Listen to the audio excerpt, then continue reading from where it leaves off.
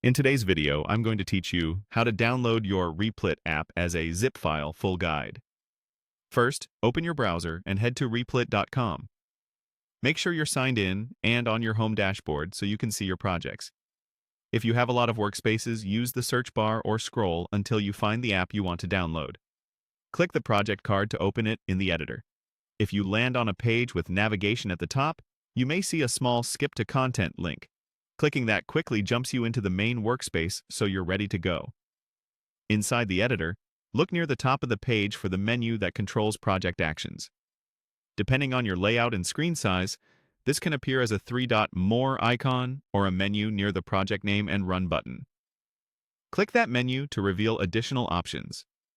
You're looking for the entry labeled Download as Zip.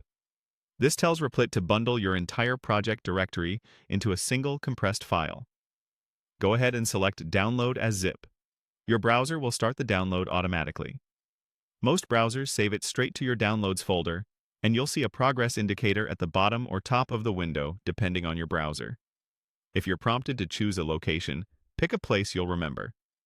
Large projects can take a moment to package, so give it a few seconds to complete. Once it finishes, open your Downloads folder and confirm the zip file is there. The file name usually matches your project name. You can leave it zipped for sharing or backup, or double-click to extract it and browse the code locally. The zip includes your files and folders from the workspace, such as source code, assets, configuration files, and your .replit settings. Keep in mind that secrets or environment variables stored in Replit's Secrets panel are not included, so if your app depends on them, you'll need to set those up again when running the project elsewhere. If you don't see the menu at first, make sure the editor has focus and that the top toolbar isn't collapsed. Resizing the window or expanding the editor can make the More icon visible. Also, wait for any background tasks to settle before clicking Download so the archive reflects your latest saved changes. That's it. You went from opening your Replit home into your project to using